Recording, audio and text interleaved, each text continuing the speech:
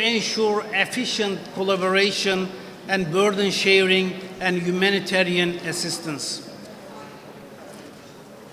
In conclusion, I may say that I early mentioned that the Ombudsman of Azerbaijan Republic having this issue and taking to its agenda, actually, it is in a very crucial time, and it is a very important issue.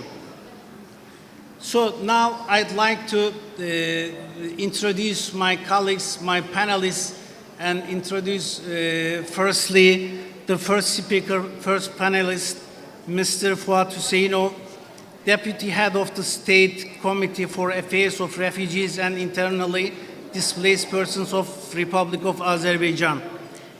He born in Baku and graduated from Baku School number 115 with a gold medal, and later earned a degree in biology and chemistry teaching from Baku State University with honors. He began working with the UN World Food Programme in 1994, eventually serving as head of Azerbaijan country office. In 2008, he completed advanced training in humanitarian logistics from institutions in UK and in USA. Since 2013, he has served as the Deputy Chairman of the State Committee for Refugees and IDPs of Azerbaijan, following a presidential decree. He is also a member of the New Azerbaijan Party, and the floor is yours. We are waiting your contribution, insightful contribution. Can I? Of course, you have.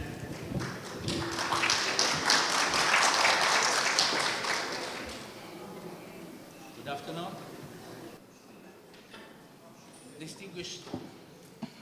Distinguished Madam Ombudsman of the Republic of Azerbaijan, honorable guests, delegates, ladies and gentlemen.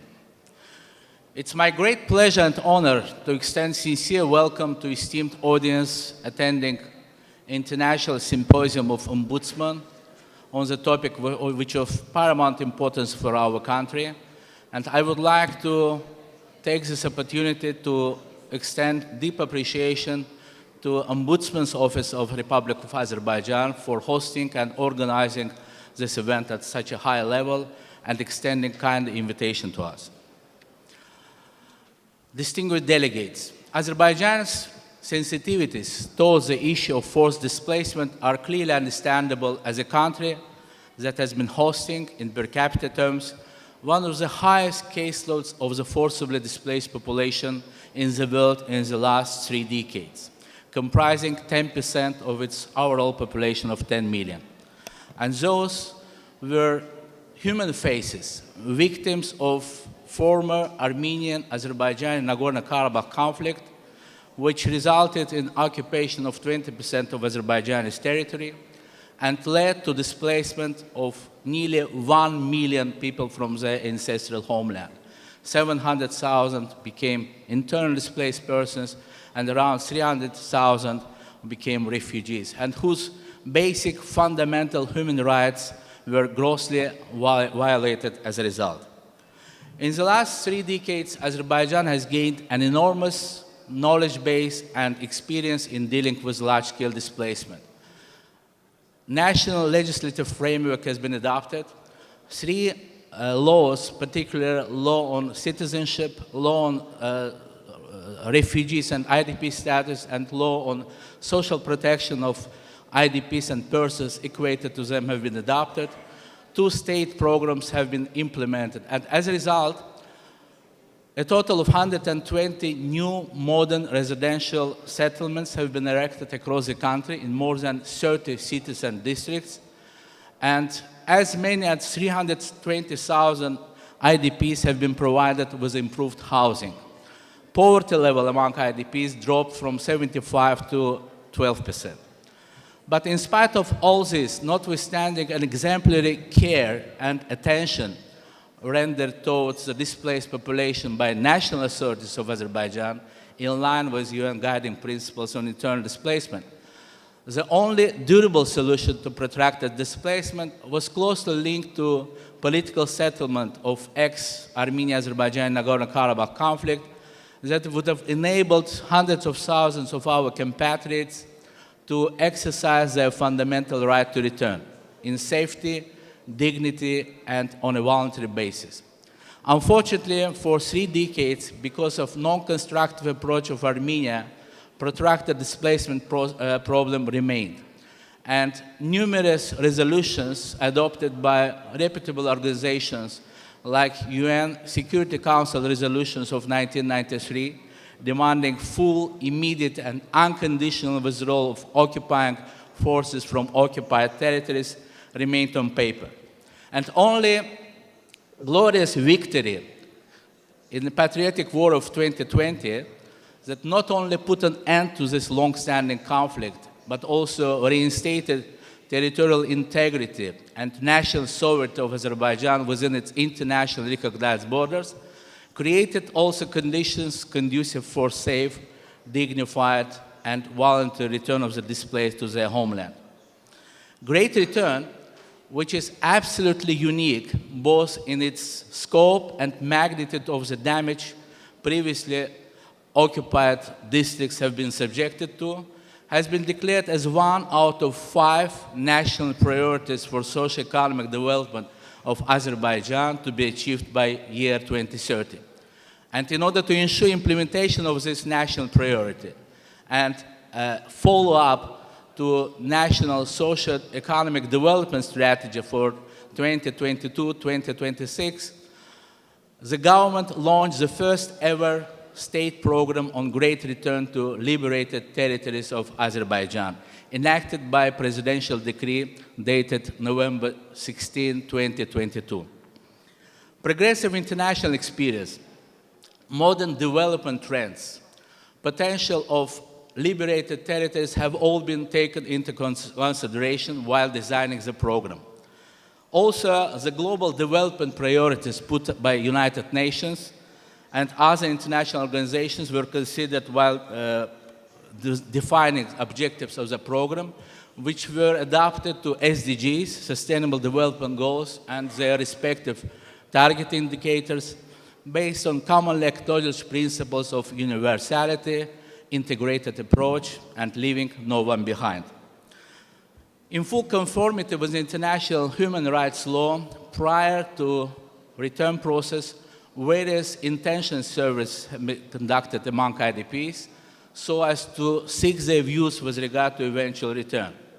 And as a result, the vast majority of IDPs not only express their desire to return, but also willingness to get engaged actively in rehabilitation and resettlement activities.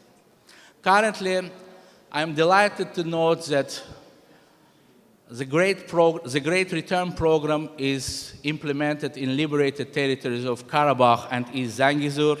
Security measures are being enforced, and magnificent infrastructure projects are being implemented in those territories, with a particular emphasis on smart village, smart city, and green economy concepts.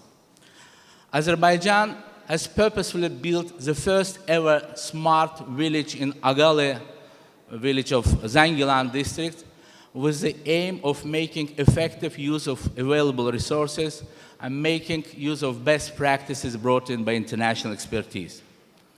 I'm particularly delighted to note that to date, within the state program, as many as 15,000 people, internally displaced persons representing some 4,000 families, already returned to around 20 residential sites, 5 cities and 15 villages in liberated territories.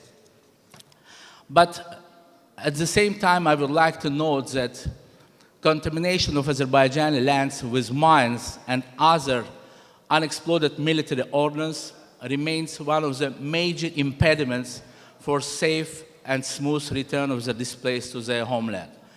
And by not handing over accurate mine maps in full, Armenia continues to grossly violate fundamental rights of IDPs to return. As you know, since signing trilateral statement in November 2020, as many as 400 civilians either lost their lives or got serious injuries as a result of mine explosions. And unfortunately, IDPs who have been longing to see their homeland after 30 years are also among them. Along with a great number of IDPs, Azerbaijan also harbors substantial numbers of refugees who were forcibly deported from their ancestral homeland in Armenia. Of course, my colleague Gaye Bey will elaborate more on this, but I would like to say that restoring justice for displaced population, IDPs and refugees alike, is a solid foundation for any long-term peace and stability in the region. And from this point, the rights to return of nearly 300,000 Azerbaijanis who fled their ancestral homeland in current Armenia also need to be safeguarded and form part of any long-standing peace agreement.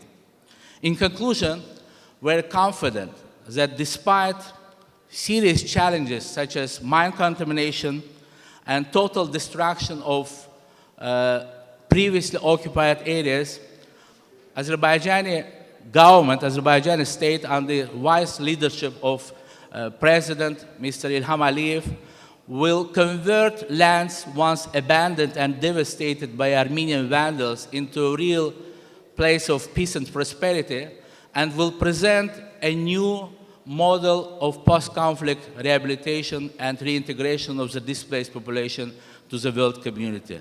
I would like to thank you very much, thank organizers of the event once again, and wish every success to this seminar. Thank you. We